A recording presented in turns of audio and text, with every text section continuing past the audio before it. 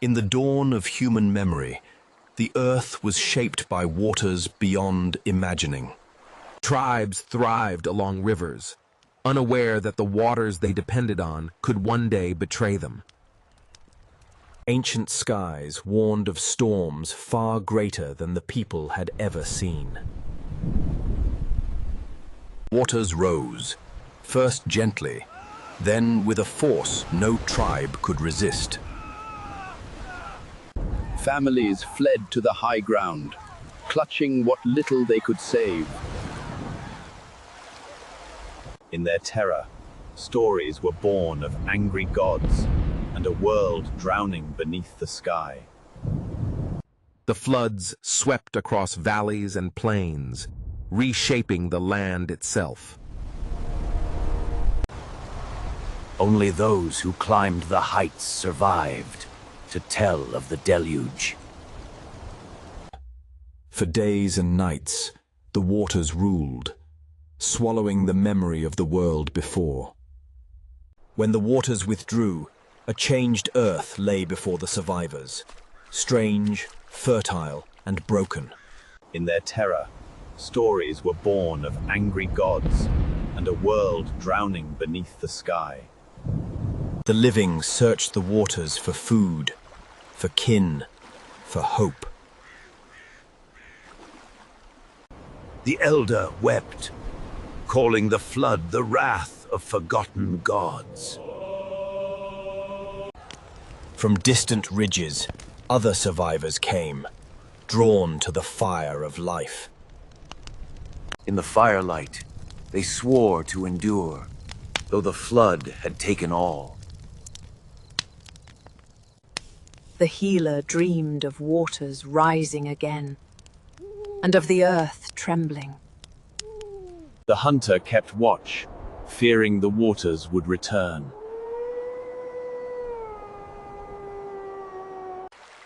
From the mud of ruin, new life dared to grow. The elder spoke. The flood was not the end, but a beginning. From the ruins, they gathered what little remained of their world. The land bore wounds, carved by waters that spared nothing. The mothers bore the future, step by weary step. The wise woman read signs in the earth, warning of waters yet to come. The hunter fought the flood's beasts to keep his people alive. Around the fire, they spoke of gods, punishment, and survival. Here began the tale of a flood so great, it would echo through ages.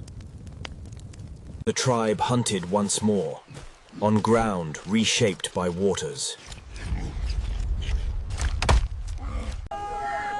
At last, the sun returned, bringing warmth to the broken land. But the elder warned, this was not the last flood the earth would know. The people gathered, seeking guidance for the path ahead. The elder spoke, leave this land, or be claimed when waters rise again. They prepared, gathering all that the flood had spared. At dawn, they left the valley, stepping into an unknown world. They crossed lands scarred and broken, where waters had burned the soil. Hunger followed them, as beasts and fields alike lay drowned.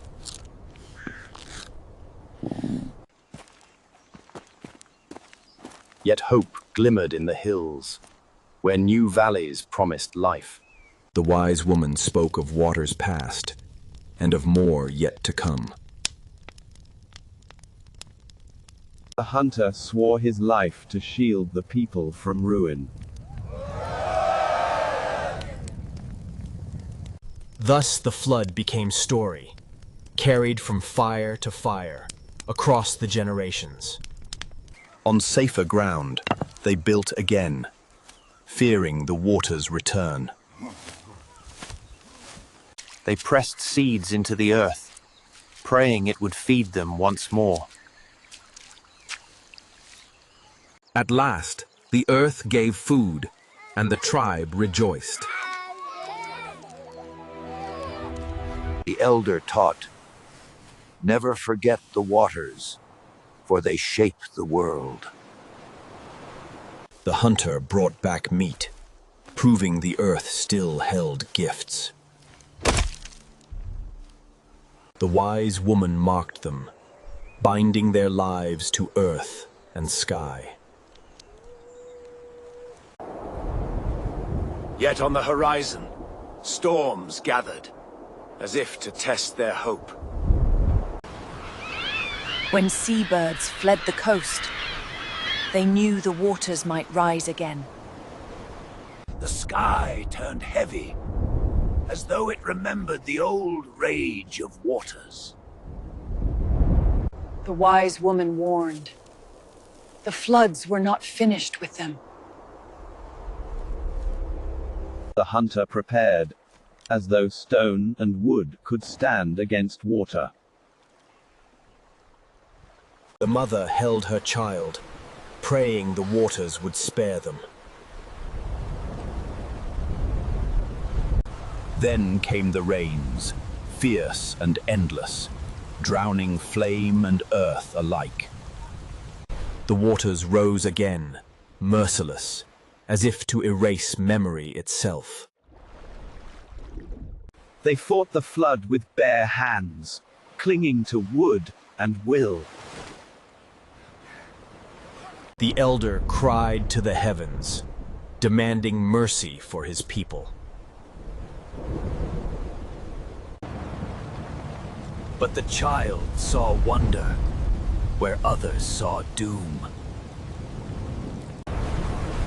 Once more, the world was swallowed, as though reborn by the sea. For days, they floated in silence, not knowing if land still lived beneath. The hunter saved who he could, though the flood claimed many. The mother prayed to unseen gods that the waters would leave her son. Even the elder's strength waned, as the endless flood tested his spirit.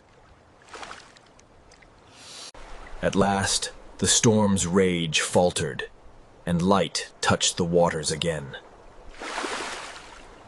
Then, land appeared, mountain peaks like the bones of the earth itself.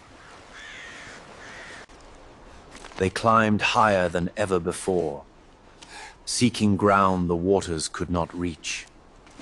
The wise woman prophesied.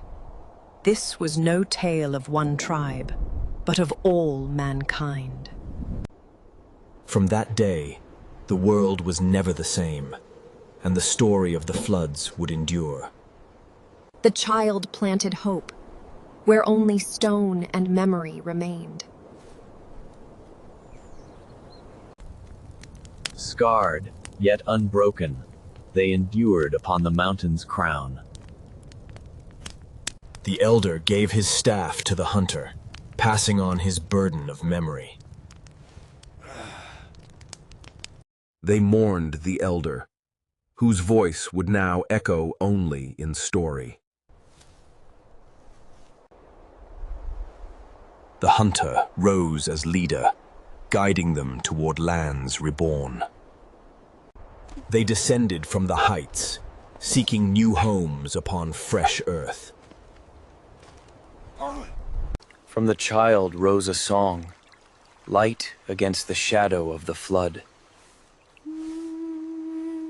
The wise woman spoke.